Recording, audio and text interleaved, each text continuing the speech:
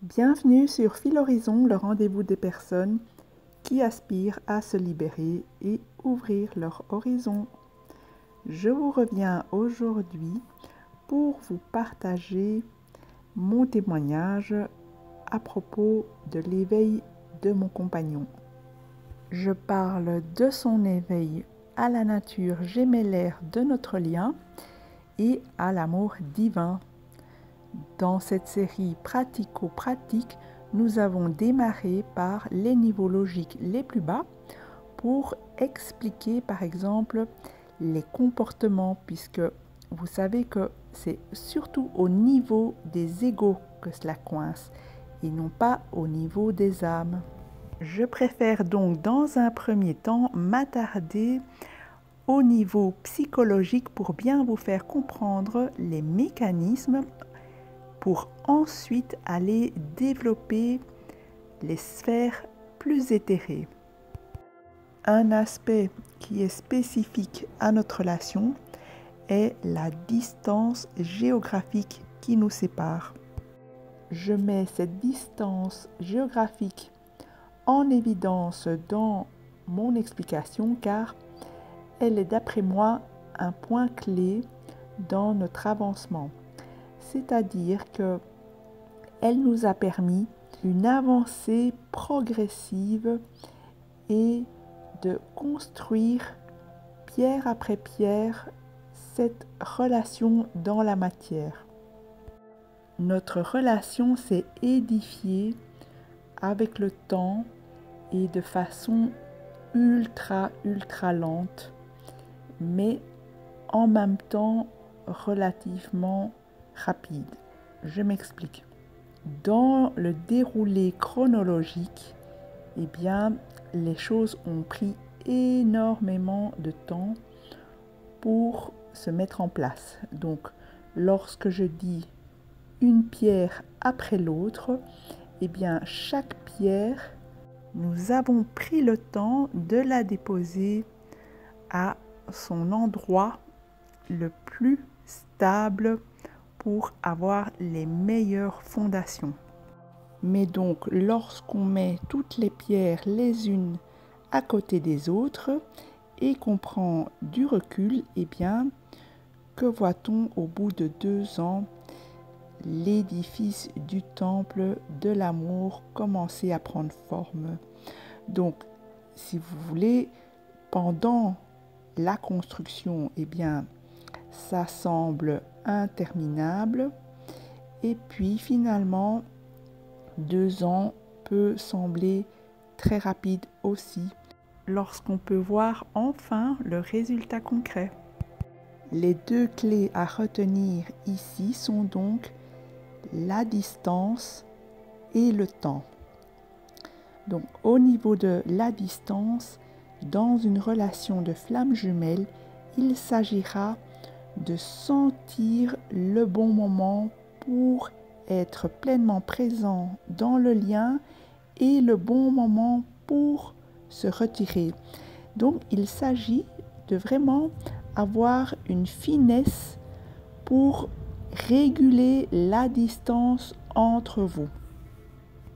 Je pense que la plupart des cas rencontrés sont des relations qui ont commencé sur les chapeaux de roue, donc avec une très grande présence, à une très grande intensité d'émotions vécues et partagées et qui ont mené à une fin précipitée.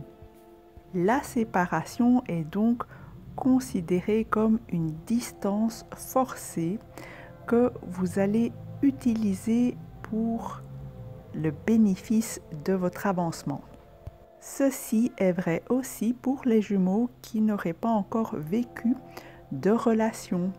C'est donc un élément clé dont il va falloir tenir compte lors de la reprise de contact, des retrouvailles et de la construction de la nouvelle relation que vous aurez avec votre jumelle ou votre jumeau. Ne pas comprendre l'importance de la distanciation au moment clé peut amener une nouvelle séparation à la suite de retrouvailles. Le deuxième élément clé est donc le temps. Le temps est vraiment un outil qui va vous permettre de juguler et réguler votre avancement. Il ne s'agit pas de se dire que le temps n'existe pas. Bien sûr qu'au niveau des âmes, le temps n'existe pas, mais ne soyons pas idiots, on a bien remarqué que dans la matière, il existait. Et le souci premier des flammes jumelles, c'est bien dans la matière qu'il se situe. Et donc, c'est dans la matière qu'on va apprendre à être les plus perspicaces. On comprend alors qu'il vaut mieux prendre tout son temps pour avancer le plus vite sur ce parcours. C'est paradoxal, mais en même temps, c'est tout à fait logique pour moi. C'est-à-dire que si on se précipite, eh bien, on risque de se prendre les pieds dans le tapis et de nouveau faire une sortie de route qui n'est jamais souhaitable et souvent très souffrante. Chaque jugement, chaque non-compréhension, chaque obscurcissement de l'esprit et du cœur abîme le précieux du lien et nous retraumatise. C'est pour cela que je vous partage donc toutes mes clés de compréhension. Et en ce qui concerne l'éveil au lien, eh bien, il est pour moi actuellement impossible de vous le résumer en un seul podcast. C'est pourquoi je vous conseille d'aller revoir à partir de la vidéo numéro 4 de la série En pratique pour comprendre qu'en fait il s'agit globalement d'une prise de conscience sur nos schémas répétitifs qui va permettre de traiter les traumas et de pouvoir seulement après cela comprendre le langage l'un de l'autre. Au début du parcours et parfois pendant encore très longtemps, beaucoup de personnes ne se comprennent tout simplement pas et cela crée du frottement entre leurs énergies. Même avec la conscience du lien et de l'amour immense qu'il y a entre les jumeaux, eh bien chacun l'approchera avec ses propres lunettes et sa propre sensibilité et ses propres perceptions. Mais il s'agit pour moi avant tout de connaître les règles du jeu et d'avoir les bonnes clés. Venons-en maintenant au propos de ce podcast. Comment mon compagnon, qui ne connaissait pas du tout le lien de flammes jumelles et qui ne se posait vraiment pas de questions particulières à notre sujet, a fini par s'éveiller à la nature gémellaire de notre lien. Globalement, eh bien, il s'agissait plutôt d'un partage de ma part. Donc, c'est moi qui lui élaborais toutes mes idées à propos de notre lien.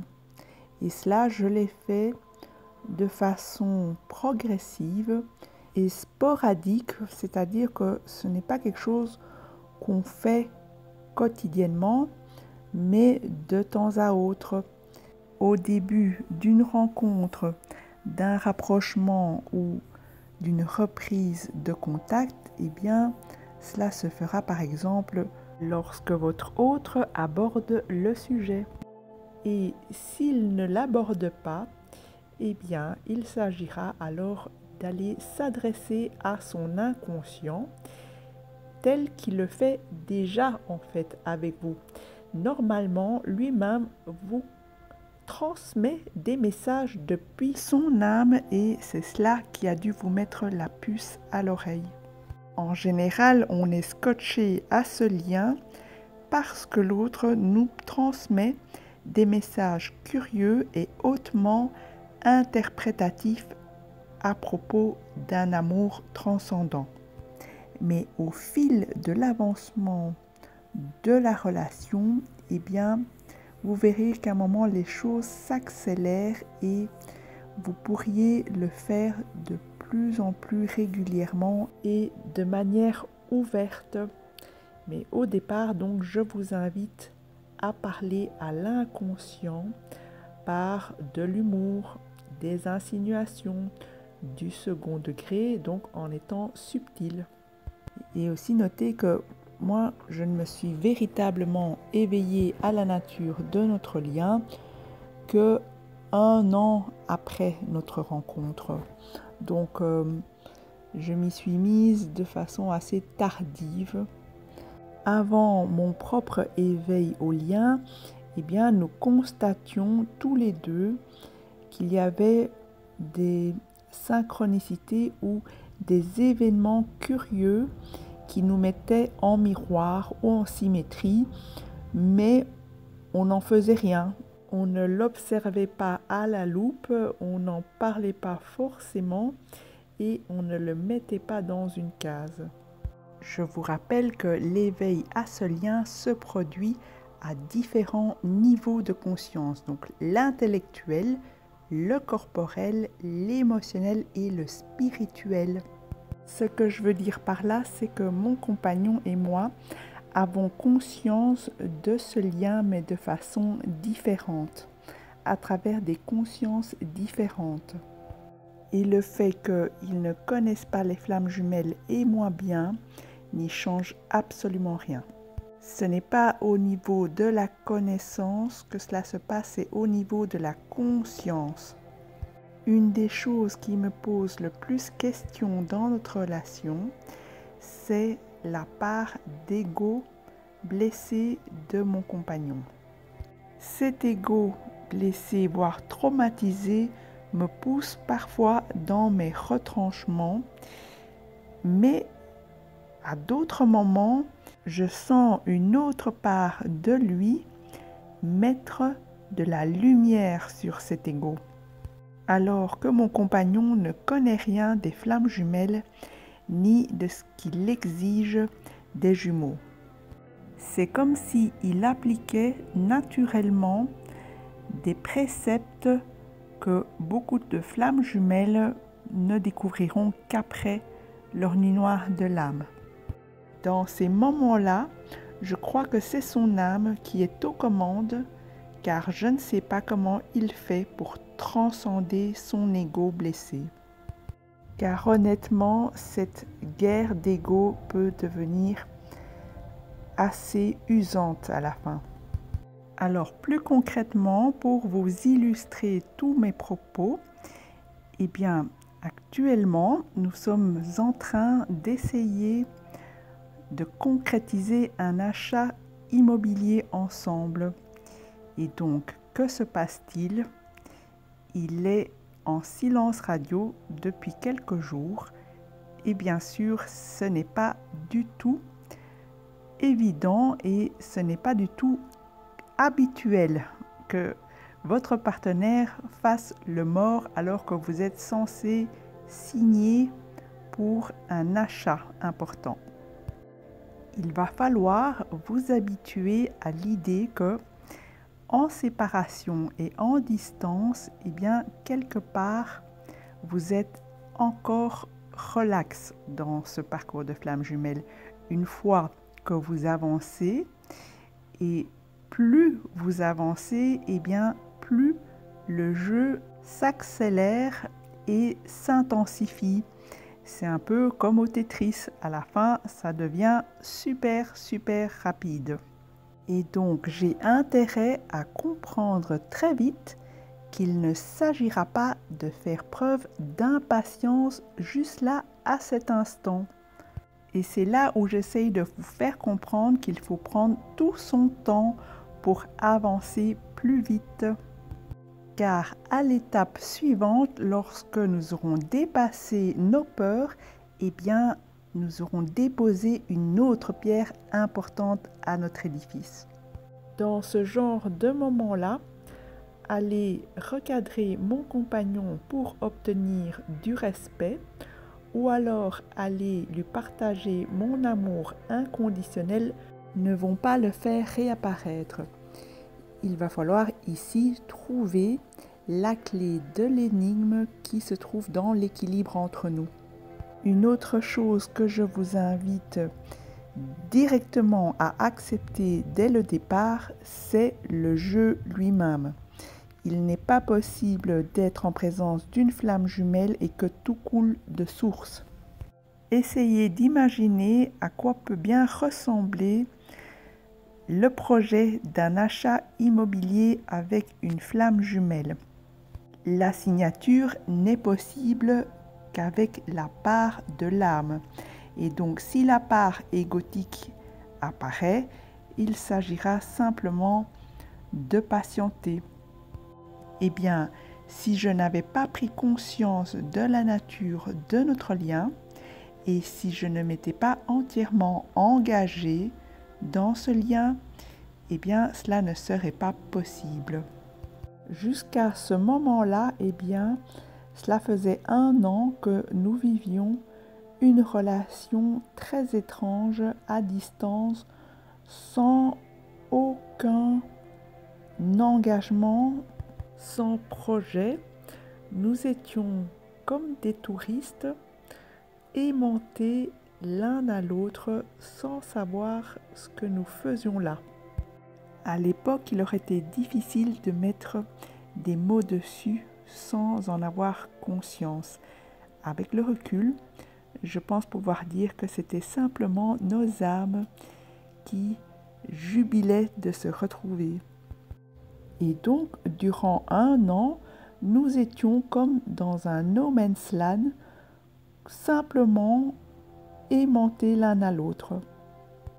Concrètement, malgré la distance et la conscience de la difficulté de nourrir ce genre de relation, nous ne pouvions nous empêcher de nous écrire et de nous voir. Dans la première partie de notre relation, il y avait ce grand magnétisme que nous avons pris pour une attraction physique.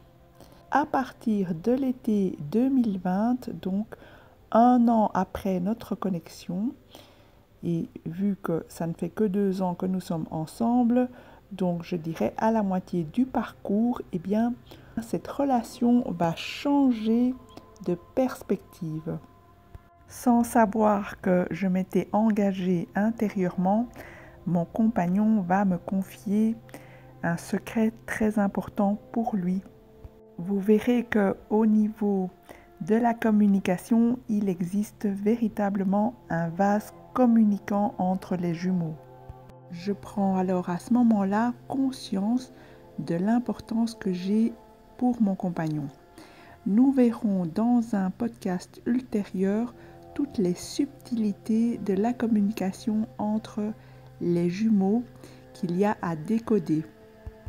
Depuis mon engagement, eh bien, les choses s'accélèrent entre nous et nous allons pouvoir observer tous les phénomènes d'intrication dans notre vécu et donc aussi dans nos révélations passées. Donc lorsque par exemple nous observons notre généalogie, mon compagnon et moi, eh bien nous pouvons voir les faisceaux d'informations qui nous relient. Arrivé à cet endroit-là, je pense qu'il est même inutile d'aller expliquer à votre autre que vous êtes dans un lien de flamme jumelle. Normalement, il a remarqué les mêmes intrications que vous. Et cela donc s'est fait progressivement. Donc, ce terme progressivement, c'est quasi une des clés les plus importantes pour comprendre le tempo dans l'avancement dans ce lien de flamme jumelle. Comme je vous le partageais au début de mon podcast, entre les jumeaux, sur le plan énergétique, il y a du frottement. Et donc, plus votre exposition est longue l'un à l'autre, plus ce frottement va augmenter, s'intensifier. Donc, il s'agira de faire preuve d'une certaine habileté relationnelle afin de sentir quelle serait la bonne distance. Je ne vous apprends rien, les flammes jumelles sont un duo de personnes hypersensibles. Cette hypersensibilité nous a fait ressentir la réalité et le monde de façon parfois traumatique, ce qui a engendré des mécanismes de défense, notamment comme l'ego blessé et le faux self. L'âme est alors refoulée au second plan. Plus vous vous exposez à la relation, plus elle peut devenir bruyante et chaotique. C'est pour cela que je vous mets en lumière l'importance de la temporisation et la distanciation. Ces deux éléments ont été des clés majeures dans notre avancée à mon compagnon et moi. Elles ont permis à ce que lorsqu'on soit, on va dire, possédés l'un et l'autre par nos égos ou notre faux self, eh bien, on n'a pas exposé notre autre à ce visage-là. Ici, il n'y a donc pas lieu de bouder ou réclamer parce qu'on ne se verrait pas assez souvent. Il ne s'agit pas du tout d'un couple au sens conventionnel. Si l'un des deux jumeaux donne le tempo, eh bien, il y a sûrement une bonne raison derrière son instinct qui veut protéger le lien. Comme vous vous en doutez, au paroxysme du frottement, on peut même avoir envie de s'étriper l'un l'autre et donc le voir en conscience permet de simplement se réserver au bon moment, se retirer de la relation pour simplement s'occuper de soi. Se retirer de la relation ne signifie pas de rompre, mais cela met de nouveau en évidence cette notion de distance que nous devons pratiquer entre l'extérieur et l'intérieur, donc avec nous-mêmes. La relation de flamme jumelle n'est pas le centre de votre vie. Vous êtes la personne la plus importante de votre vie. Donc, lorsque je parlais de temporalité, eh bien, si je m'étais entièrement consacrée à cette relation, c'est sûr que je me serais tapé la tête contre le mur d'impatience. Ce que j'ai remarqué, ce sont les cycles d'évolution, c'est-à-dire qu'on peut passer des mois sans qu'il ne se passe rien et en une fois une percée. Or, si je suis exactement au bon endroit dans ma vie et que je la vis pleinement, eh bien, je ne ferai qu'observer les avancements concrets de notre relation. Et d'avancement en avancement, j'espère que nous aurons un jour tous nos traumatismes derrière nous. Je vous rappelle donc que le trauma, c'est l'événement tragique et douloureux qui se produit sur un instant T et le traumatisme est la conséquence qui continue à sévir dans le temps. En général, le traumatisme nous pourrit assez bien la vie. Il produit des mécanismes de défense qui certes nous ont été très utiles par le passé et certainement dans l'enfance, mais à l'âge adulte, vous verrez que ça peut nous rendre chèvres. Avec le recul, je ne pense pas qu'il nous aurait été possible de vivre une relation lambda, c'est-à-dire une relation classique où on se rencontre tous les X jours pour pouvoir faire une activité ou vivre quelque chose ensemble sans en finale nous prendre complètement le chou et nous séparer. Donc pour moi, c'est bien notre distance géographique qui nous a protégés donc d'une rupture fatale. Cette distance parle de manière plus pragmatique de ce que nous donnons à l'extérieur et de ce que nous donnons à nous-mêmes qui demande à être équilibré. Ceci est tout un exercice d'équilibriste qui à terme va affiner notre habileté relationnelle et nous permettre d'aller vers plus d'ouverture de conscience et de cœur. Un élément essentiel dans ce parcours de la flamme jumelle est aussi de prendre l'autre exactement à l'endroit où il est. Il n'est donc pas possible de l'observer avec des lunettes conventionnelles ou une psychologie de base sans se tromper de jugement. Par ailleurs, c'est moi qui ai essentiellement mis des mots et élaboré ce qui nous arrivait. Ceci s'est donc fait progressivement et donc avec la plus grande douceur. Il ne s'agit pas d'aller bousculer quelqu'un qui n'est pas toujours connecté à son âme et qui n'en a pas conscience. Forcer une prise de conscience n'a jamais véritablement fonctionné, autrement cela se saurait. Il suffirait simplement d'aller secouer l'autre un bon coup. Arrivé à un certain stade, tout est tellement intriqué entre les jumeaux qu'on ne sait même plus exactement qui apporte cet éveil au lien. Ce stade se produit lorsque de plus en plus de matériel traumatique a été épuré et que l'âme puisse s'exprimer. Les deux jumeaux connaissent la nature du lien, mais ils la connaissent de façon totalement différente. Et chacun apporte sa pierre à l'édifice à sa manière. Donc, lorsque je vous parle de magie dans ce lien de flamme jumelle, eh bien, c'est véritablement ça qui œuvre. C'est l'âme qui agit pour nous et tout l'univers qui concourt à ce que nous puissions nous réunir. Dans mon expérience personnelle, il s'agissait simplement d'avancer progressivement pour pouvoir contourner les résistances de chacun. Comprenez par là les mécanismes de défense et d'alchimiser nos blessures, nos peurs et nos traumas.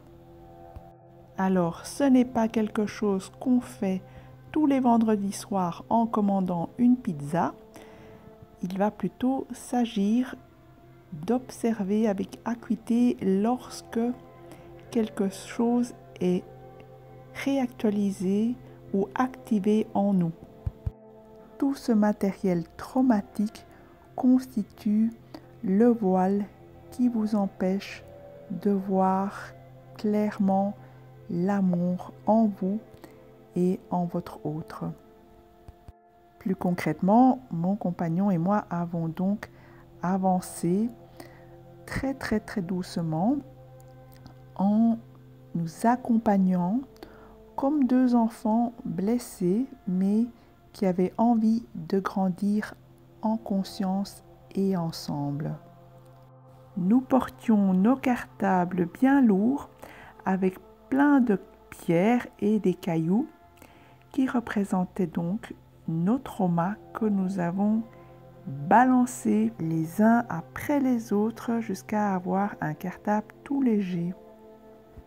Pour cela, nous avons fait appel à notre part adulte pour trouver toutes les ressources afin de sécuriser nos parts d'enfants.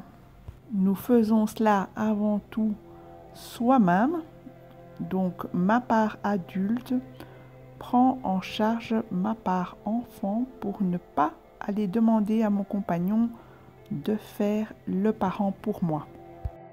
Sur ce chemin, chacun porte son propre cartable. On ne porte pas le cartable des autres. On ne prend pas la responsabilité des autres sur soi. De la même façon qu'on n'enlève pas la responsabilité de quelqu'un d'autre à mûrir pour lui-même. Donc, il n'est pas question ici de sauver qui que ce soit. Chaque jumeau a sa part à opérer dans le processus et les deux avancent ensemble. Et cela se fait de manière respectueuse du rythme de chacun. Vous comprenez alors mieux les clés qui sont la distance et le temps, donc dans un aller-retour minutieux dans un partenariat entre les jumeaux. De telle sorte que celui des deux qui est au courant de la nature du lien en premier, lorsqu'il va aller le partager au second, eh bien, il y a beaucoup de chances qu'il soit déjà au fait, puisque les deux ont parcouru tout le cheminement ensemble. Plus que d'aller annoncer un lien particulier de flammes jumelles, il s'agit plutôt au fond d'aller partager à l'autre ce qui est. Et dans ce partage amoureux, juste et équitable, l'autre ne pourra que reconnaître la nature divine de ce lien.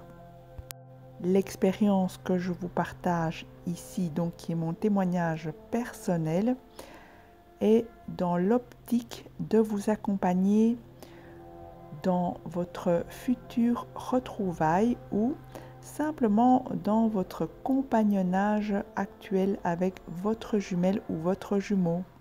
Il n'est ici pas question de se fustiger pour y arriver à tout prix.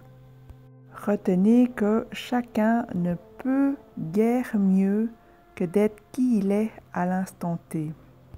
Dans mon cas, j'étais au courant de l'existence des flammes jumelles avant de rencontrer mon compagnon et cela m'a quand même pris 2 ans pour conscientiser les mécanismes qui empêchent notre âme de briller. Je vous souhaite donc de belles avancées, de belles percées vers votre libération. Nous poursuivrons prochainement ce sujet de l'éveil au lien des jumeaux, notamment en ce qui concerne la communication. Nous irons donc explorer un cran plus loin la prochaine fois. Je me répète, c'est au niveau des égos que nous avons besoin de dépasser cette expérience, car au niveau des âmes, eh bien, tout est déjà accompli. Et donc, je trouverais intéressant de persévérer encore un peu dans des clés de compréhension qui soient plus pratico-pratiques. Bien sûr, personne ne vous empêche de vivre un mysticisme amoureux, mais ayez à la conscience que ce n'est pas la même chose que de vivre une relation amoureuse dans la matière. J'espère que vous avez apprécié ce podcast. Pour être averti de mes prochaines publications, je vous invite donc à vous abonner. Et si vous appréciez ma contribution, merci de me le faire savoir en likant ou en partageant les podcasts qui vous ont plu. Je vous remercie d'être toujours plus nombreux à me suivre. Ensemble, prenons de la hauteur et ouvrons notre horizon. Au revoir et à très bientôt.